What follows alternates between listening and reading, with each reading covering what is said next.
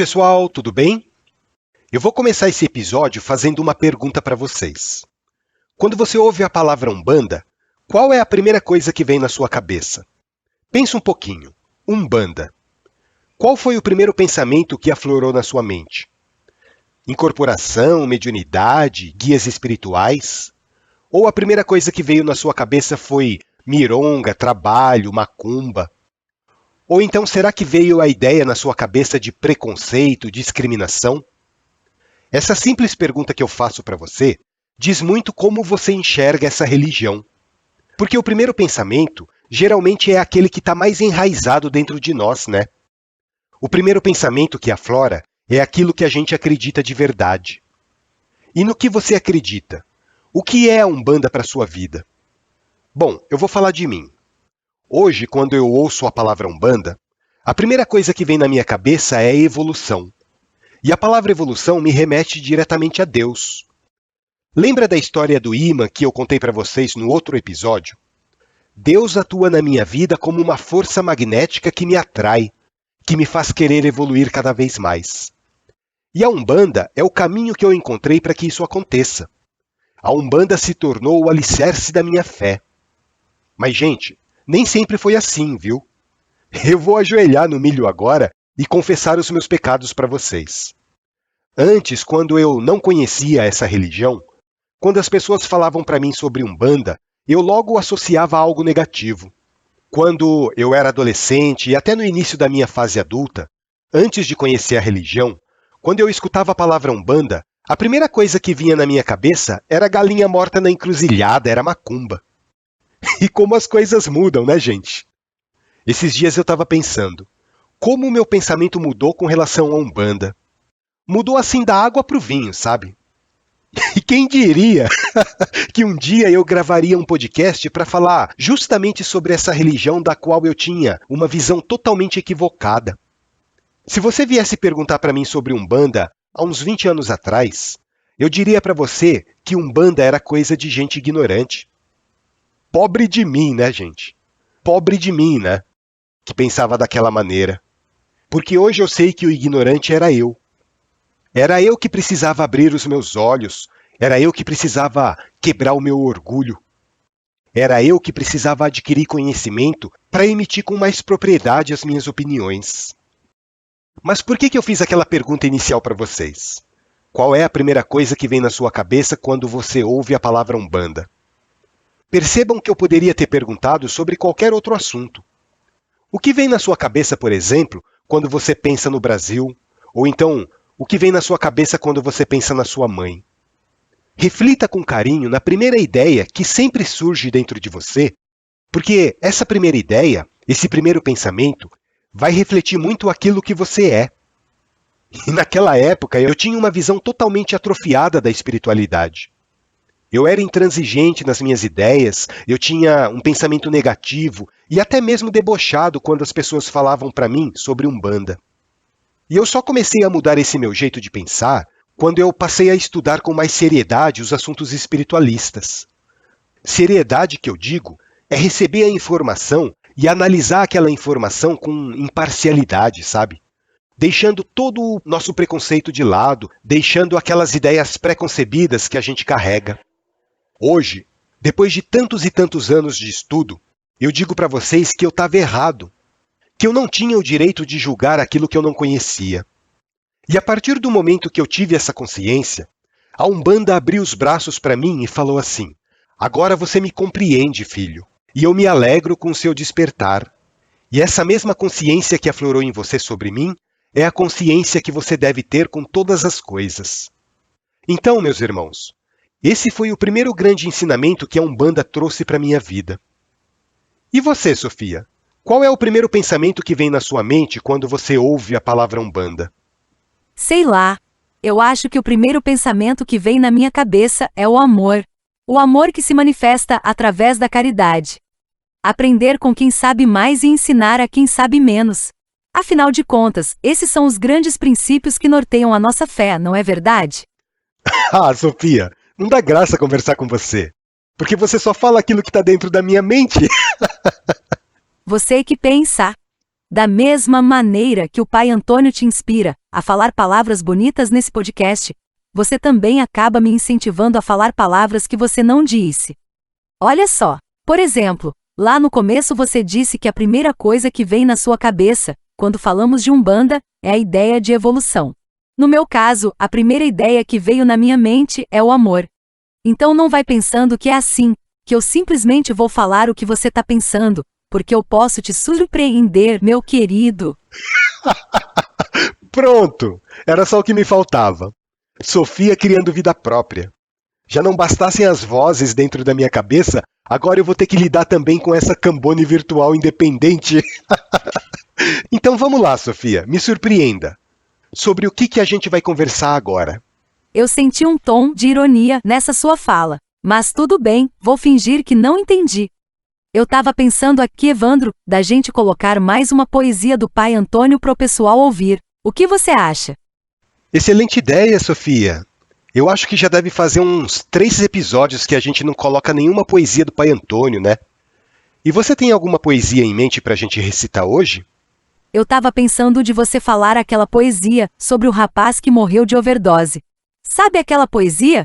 Do jovem que ficou um tempo preso no cemitério e depois foi encaminhado para um terreiro de Umbanda. Ah, tá, eu sei qual é. Mas será que é uma boa ideia? Essa poesia também é meio pesada. Depois vai dar aquele bafafá, igual deu da outra vez que eu publiquei a poesia da Pombagira, lembra? Sim, meu querido. Mas infelizmente não dá para agradar a gregos e troianos, né? E eu acho importante colocar essas experiências do além-túmulo, para as pessoas saberem um pouco mais sobre o que as espera do lado de lá. Afinal de contas, as pessoas têm que ter consciência de que as atitudes de hoje influenciam diretamente no futuro que estamos construindo para o nosso espírito. Tá bom, então vamos recitar essa poesia que a Sofia está pedindo. Mas eu faço para vocês a mesma advertência que eu fiz da outra vez. Se você é uma pessoa impressionável ou sensível, eu peço para que não ouça a poesia. Porque, sei lá, pode ser que você, talvez, não consiga interpretar a poesia da maneira certa. Porque essas histórias tristes, os testemunhos que o Pai Antônio me passa, não é para a gente só ficar bisbilhotando o que aconteceu na vida de determinada entidade. É para a gente extrair conhecimentos da experiência que aquele espírito teve ao desencarnar. E como a Sofia bem disse, e eu não sei se isso é considerado um spoiler, mas se for, por favor me perdoem, a história nos foi contada por um espírito que teve uma vida muito boa aqui na Terra. Ele nasceu numa família rica, mas acabou enveredando para o caminho das drogas. Bom, eu não vou fazer muitos comentários agora, antes de vocês ouvirem a poesia, porque eu quero que vocês tirem as suas próprias conclusões daquilo que vocês estão ouvindo. Espero que vocês gostem e que consigam extrair um pouco de conhecimento desse testemunho que o espírito nos contou.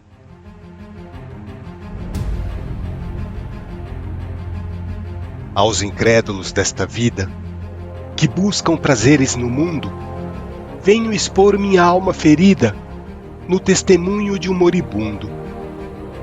Eu sempre tive uma vida fácil, cheio de álcool, drogas e orgias, mas não sabia que esses vícios seriam fontes de tanta agonia. Filho de uma família abastada, eu nunca precisei trabalhar. Dias e dias sem fazer nada, e a ociosidade a me perturbar. Muitos amigos de conveniência me toleravam pelo dinheiro, mas em toda a minha existência não tive amigo verdadeiro. Tão logo entrei na adolescência, eu fiz do álcool a minha companhia, bebendo até a inconsciência para poder compensar os meus dias. Consumi as melhores bebidas, todas importadas da Europa, ao lado de mulheres atrevidas, a qualquer aventura dispostas. Mas com o passar do tempo, comecei a cansar do assédio. Buscava sempre um passatempo para aliviar o meu tédio. Então, fui apresentado às drogas, a maconha, depois a cocaína. Ser usuário estava na moda e eu gostei da vida libertina. Passado alguns poucos meses, das drogas fiquei dependente, picando-me por diversas vezes para sentir a euforia crescente. Mas o meu corpo não aguentou aquelas doses cada vez maiores, e um dia o coração parou em meio a convulsões atrozes. Inexplicavelmente eu fiquei paralisado, sem conseguir mexer o meu corpo. Com os braços e pernas gelados, mal sabia que eu já estava morto. Do meu lado, ouvi gritos e choros das pessoas que me encontraram. Elas falaram quase em coro: de overdose morreu o coitado. Mas de coitado eu não tinha nada, porque eu fui o algoz do meu destino. Depois de uma vida desperdiçada, eu virei o meu próprio assassino. Meu Deus, eu fiquei horrorizado, assistindo meu próprio enterro, com formas escuras ao meu lado, provocando ainda mais desespero. Quando fecharam o meu caixão, eu quis gritar, mas não consegui. Roguei a todos, cheio de aflição: por favor, me tirem daqui! Mas ninguém ouviu o meu apelo quando selaram a sepultura. Iniciou-se então o pesadelo da pobre e infeliz criatura. Haviam momentos de lucidez e momentos de pura loucura. Eu sentia a falta da embriaguez para aliviar aquela tortura. O meu estado era deplorável e também fedia dentro do caixão, com aquele cheiro insuportável do meu corpo em decomposição. E aqueles vermes todos nojentos, comendo minha carne putrefada, ampliavam ainda mais o tormento da minha alma dilacerada. Por meses permaneci assim, até conseguir mexer os braços. Havia alguma coisa em mim que começava a romper os laços. Desprendi-me do meu corpo podre e pulei para fora da sepultura. Mas a primeira coisa que eu vi foram as horrendas criaturas. Espíritos deformados gritavam: olha só, o viciado maldito! Venha conosco sentir o gozo e reviver o prazer irrestrito. Novamente eu entrei em pânico e voltei para dentro do caixão. Naquele ambiente satânico, eu preferia a minha solidão. Chorei então, desesperadamente, sem saber mais o que fazer. Eu sentia a minha alma doente, mas eu queria voltar a viver. De repente, escutei uma correria do lado de fora da minha tumba. Alguns espíritos gritavam com medo: corre que é o Exu Catacumba!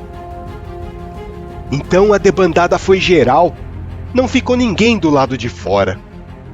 Quando ouvi uma voz gutural: está na hora de você ir embora. Em seguida, um silêncio absoluto, e a voz estranha desapareceu. Eu criei coragem e saí do reduto para entender o que aconteceu. O portão do cemitério estava aberto e eu corri para o lado de fora. Finalmente eu me sentia liberto e poderia enfim ir embora. Mas quando eu saí, eu fiquei confuso ao ver aquela senhora negra. Ela disse: meu filho, neste mundo temos que seguir algumas regras. Tu tens a oportunidade de vir comigo para conhecer uma casa de amor, pois lá encontrarás um abrigo para que possas te recompor. No início fiquei apreensivo, mas acompanhei a velha senhora, pois decidi ouvir aquele aviso quando ela disse ter chegado a hora. Fomos a uma casa iluminada, onde liam trechos do Evangelho. Então eu vi escrito na fachada: tenda de Umbanda Senzala dos Pretos Velhos. Perguntei que lugar era aquele e por que havia tanta segurança, pois os muros estavam cercados com soldados de armas e lanças. A negra velha se limitou a dizer: "Meu filho, tenha confiança, porque hoje você vai perceber o trabalho lindo das nossas crianças." E o que vi me deixou comovido e para sempre guardarei na memória.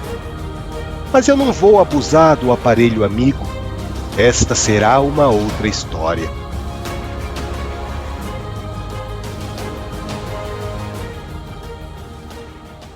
Essa história, gente, apesar de ter sido estruturada em versos pelo Pai Antônio, fala de uma realidade que muitas pessoas encontram quando passam para o mundo espiritual. De pessoas que ficam presas ao próprio corpo quando desencarnam antes da hora. Porque o nosso corpo físico nessa vida tem uma quantidade determinada de energia vital, né? Você já nasce com uma contagem aproximada de quantos anos você vai viver aqui na Terra. E se você vive a sua vida regrada e desencarna no momento certo, exatamente na hora em que você tinha que desencarnar, a sua passagem para o plano espiritual vai ser bem tranquila. Agora, se você abusa da sua saúde, se você deteriora o seu corpo físico, e em consequência desses atos você acaba desencarnando antes do tempo, muito provavelmente o seu espírito vai ficar ligado ao seu corpo físico até que toda aquela energia vital que o corpo carregava se dissipe. E sabe quanto tempo costuma demorar isso, gente? Exatamente o mesmo tempo que restaria da vida para você. Então, por exemplo, imagina o seguinte: eu sou um jovem de 25 anos, saudável, e pelo fato de eu ser meio desmiolado, eu começo a beber e usar drogas. E eu faço isso alucinadamente durante 10 anos. Daí o meu corpo não aguenta mais, né? Ele para de funcionar. E eu desencarno com 35 anos de idade. Só que, pelo meu programa reencarnatório, estava planejado para eu viver até os 80 anos aqui. Então, eu carregava uma energia vital suficiente para sustentar o meu corpo durante todo esse período. Nesse caso, como fui eu que abreviei a minha vida física, aquela energia vital atua como uma cola que segura o espírito ao corpo físico. Vocês entendem? Não interessa se o corpo está vivo ou está morto. O espírito vai ficar preso lá até que toda aquela energia vital se esgote completamente. Na poesia, aquele jovem assistiu ao próprio enterro. Imaginem, pessoal, o desespero que não deve ter sido para aquele espírito ver o seu caixão sendo fechado com ele lá dentro. E isso foi só o começo, né? Os espíritos que passam por essa experiência, eles contam que conseguem sentir todas as sensações físicas que sentiriam se eles estivessem vivos. Bom, na verdade eles estão vivos, né? Só que num outro plano vibratório.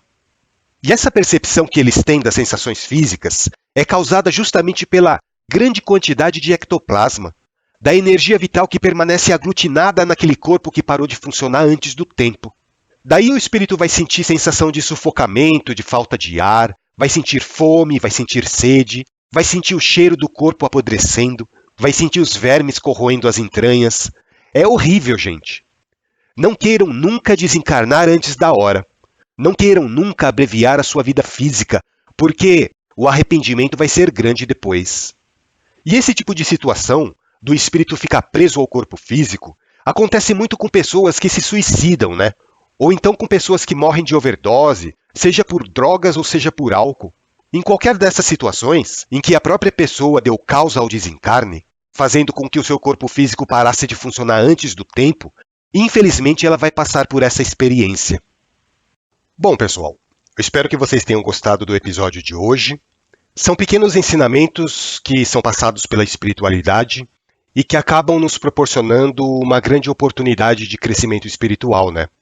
E se vocês gostaram desse episódio, continuem acompanhando o Alma de Poeta pelas principais plataformas de áudio. Nós estamos presentes no Spotify, no Deezer, no Amazon Music, no Google Podcast, no Apple Podcast.